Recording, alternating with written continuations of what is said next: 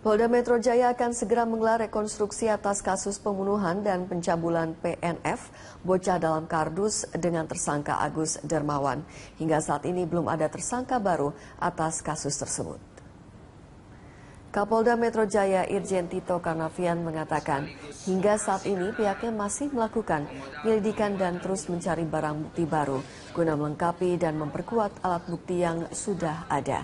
Meski pemeriksaan tersangka Agus Dermawan dan beberapa saksi sudah dilakukan, sampai saat ini pihak polisian belum menemukan adanya tersangka lain yang terlibat dalam kasus tersebut. Pasalnya, alat bukti lain yang nantinya akan menguatkan berkas-berkas polisi telah dibakar habis oleh tersangka Agus di dalam bedengnya. Sekaligus operasi katarak. Sementara kita belum melihat ada kemungkinan tersangka lain, ya. Kita dalam proses penyidikan, kita gali terus informasi dari bersangkutan, saksi-saksi juga masih terus bertambah. Kemudian nanti akan dilakukan rekonstruksi nanti beberapa waktu ke depan, dan mudah-mudahan kita berkasnya bisa cepat kita bisa.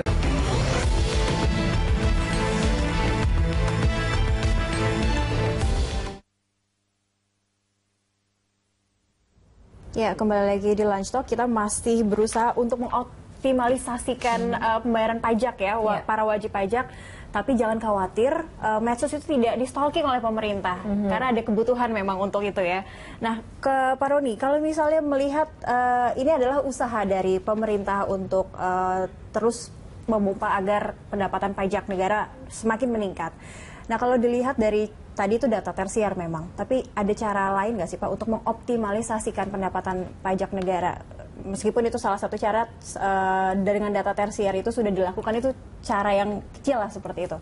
Ya gini Mbak, jadi hitung-hitungan sendiri, kan penduduk kita kan kurang lebih 240 juta jiwa. Yang wajib NPWP itu kurang lebih 50%, kurang lebih itu 120 juta jiwa. Tapi yang terdaftar tahun 2014 itu hanya 28 juta jiwa. Yang menyerahkan SPT itu hanya 10 juta jiwa. Jadi ada time lag ya, Pak. Jadi yang melaporkan itu nggak ada 10 juta jiwa, 10 juta itu ya? Juga belum tentu benar. Makanya ketika melakukan upaya sampai target realisasi itu tadi salah satunya itu kan banyak cara kan, melalui tadi pemantauan wajib pajak melalui media sosial. Nah, masalahnya itu tadi kesadaran masyarakat itu gimana itu tadi. Contoh misal tadi orang pribadi ada 26 juta jiwa yang punya NPWP, tapi ini orang pribadi ya. Misalnya yang melaporkan itu 5%, nah sisanya kemana itu loh? Padahal dia bisa kemana-mana, bisa sering jalan-jalan, punya uang ini orang pribadi kan. Nah itu tadi salah satu cara itu tadi bagaimana pemerintah menegur. Ya, salah satunya apa? Misal dengan data tersier ada di medsos dan sebagainya itu tadi. Sehingga tadi time lag-nya tadi dari 10 juta SPT yang diserahkan 2014 dengan yang ada sekarang 28 juta NPWP itu tadi kan berarti kan ada 18 juta SPT yang belum dilaporkan. Dia punya NPWP nih, tapi nggak dilaporkan SPT-nya. Nah itu tadi, itu yang dikejar. Dikejar oleh pemerintah, salah satunya melalui media sosial. Itu tadi. Ya, kita sudah ada penelpon juga nih Pak, di Cipayung ada Pak Max. Selamat siang Pak Max. Selamat siang Bu. Ya silakan Pak Max. Boleh langsung ya Bu? Ya silakan. Ya, ini pajak memang sekarang sangat intensif, tapi kita harus lihat ke dalam di pajak itu. Masih ada nggak gayus-gayus berkeliaran? Waktu zaman itu pajak dengan memperkenalkan advertensi bahwa zaman sekarang tidak bayar pajak, apa kata dunia, gayus muncul. Nanti ini gimana dengan gayus-gayus itu? Kan orang jadi tidak percaya dan ngemplang-ngemplang pajak itu karena orang juga sudah terbayar. Jadi tolong Ditjen Pajak itu ke dalam juga harus reformasi. Jangan cuma ngambilin. Coba dites semua orang-orang pajak itu. Saya kira semua anaknya belajar di luar negeri. Saya kira gitu Bu, terima kasih. Baik Pak, terima kasih Pak Max. Belajar luar negeri tapi semoga bayar pajak ya. Nah ini kalau dilihat sepertinya sudah ada krisis kepercayaan jadinya dari masyarakat. Benar sih, hari gini tidak bayar pajak, tapi ternyata banyak pengemplang pajak. Dan tadi juga masih banyak yang ternyata tidak membayarkan pajak kayak SPT-nya gitu Pak. Nah ini apa yang akan diusahakan oleh Ditjen Pajak untuk mengembalikan kepercayaan masyarakat? Baik. Jadi memang problem kita salah satu problem kita Pak, memang masih rendahnya kepercayaan masyarakat terhadap kita. Nah inilah yang sedang kita coba lakukan. Tadi yang disampaikan oleh Pak Roni sebenarnya bicaranya mengenai faktual kondisi kita, mappingnya sangat menyedihkan sebenarnya. Ya, dari situ kan teman-teman ini bisa merasakan ya, wah kok sedikit sekali ya orang-orang Indonesia nih yang 240 juta yang lapor, yang terdaftar 26, yang lapor 10, yang bayar Pak lebih rendah lagi dari itu Pak.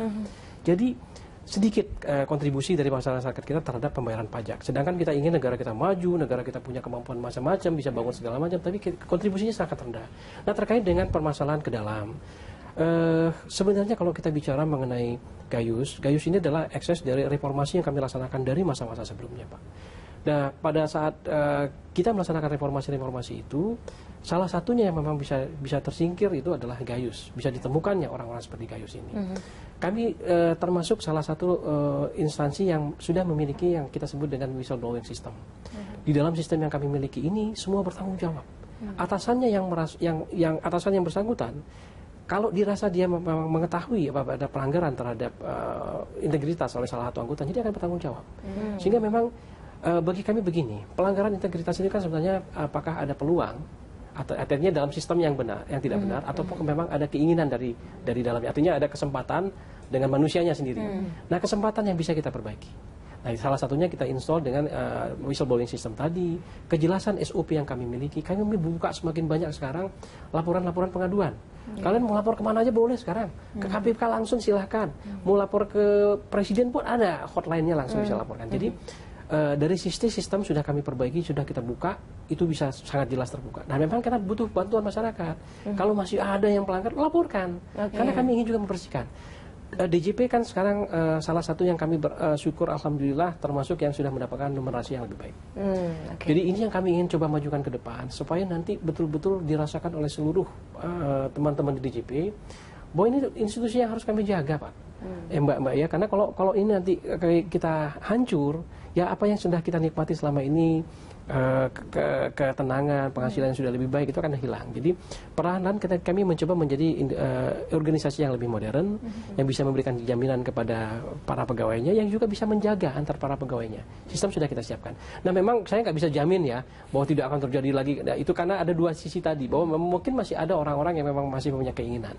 Tetapi kalau sistemnya sudah kita jaga dengan baik, insya Allah kami yakin akan semakin sedikit peluang. Salah satunya kalau saya bilang, secara personal saya bilang, kasus Gayus terjadi karena sistem yang kami bangun sudah semakin baik, sehingga itu bergeser kasusnya jauh, tidak lagi di Direktorat Jenderal Pajak. Iya, whistleblowing system ini memang efektif ketika ada beberapa orang baik di dalam sistem yang buruk, ya, atau beberapa orang buruk di dalam sistem yang baik gitu kan. Iya. Nah, kita ingin bertanya juga ini kalau misalnya nanti kita punya bisnis online gitu, itu seperti apa sih Pak gitu? Itu kan otomatis dari bapak-bapak Dirjen Pajak ini bisa melihat juga ya kisaran-kisaran barang-barang yang dijual di situ, kemudian berapa yang pesan dan sebagainya. Ini termasuk dalam pengawasan atau enggak ini? Oh, kalau bisnis online itu termasuk dalam pengawasan. Berbeda dengan media sosial ya. Karena bisnis online ini kan transaksi bisnis, kegiatan bisnis. Jadi kami sudah sejak tahun 2013 sudah memang mengeluarkan aturan-aturan yang mengatur mengenai bagaimana kita mengawasi dan mengenakan pajak untuk bisnis online. Yang pertama saya sampaikan kembali nih, nggak usah khawatir ya, karena tetap melalui prosedur dan tata cara yang sudah ditentukan berdasarkan perundang-undangan yang berlaku. Yang akan kita monitor nanti adalah kegiatan bisnisnya. Jangan sampai yang terjadi, oh ya, yang perlu juga saya tegaskan begini, tidak ada pajak baru loh untuk yang bisnis online. Karena kami anggap dia sebagai entity biasa, tapi menggunakan media elektronik ini, media online ini untuk melaksanakan penjualannya. Jadi kalau dia menjual barang tersebut terutang PPN, ya harus dia pungut PPN-nya. Nah, kami tidak ingin terjadi begini nih, teman-teman banyak yang beralih ke industri online menjadi booming, maju. Kenapa? Karena ternyata tidak dipungut PPN-nya. Nah, itu dia kan. Itu kan nggak fair dengan mereka-mereka yang lain. Dengan alasan kasihan usahanya usaha kecil atau itu yang usaha gurem seperti itu, Pak. Itu yang salah sebenarnya. Karena kalau usahanya gurem, kalau usahanya tidak berhasil, kalau usahanya masih mengalami kerugian, sama seperti bisnis-bisnis yang lain, kami berikan kesempatan untuk kompensasi kerugian selama 5 tahun. Tapi sudah ada e-commerce tax juga ya? ya? Ya, bukan ada tes yang baru, tetap aja tes yang biasa. Jadi e-commerce itu kan adalah itu karena istilah media saja disebut dengan e-commerce tax, tapi perpajakannya tetap seperti biasa. Bagi entiti yang melakukan penjualannya sendiri, berapa penghasilan dia setahun akan kita hitung sebagai PPh badannya. Ya, atau kalau dia orang pribadi, PPh orang pribadinya. Pada saat dia melakukan penjualan yang terkena PPN, ya dia harus pungut PPN-nya. Pada saat dia beli, dia kena PPN, dia akan bisa kredit input outputnya, dia akan harus bayar berapa PPN yang harus dibayar. Jadi untuk bisnis ini kita memang sudah siapkan aturannya, sudah kita lakukan monitoring bagaimana kegiatan ini, tapi memang bahkan dari dunia mediasnya, dari dunia bisnisnya sendiri memang masih mengalami kesulitan untuk memonitor benar, karena transaksinya pembayarannya kan macam-macam itu.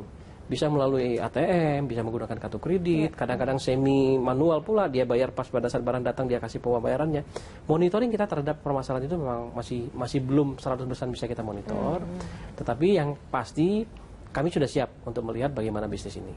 Kami sudah membagi menjadi 4 kelompok bisnis untuk yang e-commerce. Oke, baik, kita akan lanjutkan di segmen berikutnya Bapak sekalian, dan kami akan kembali pemirsa usai jeda, tetaplah di Lunch Talk.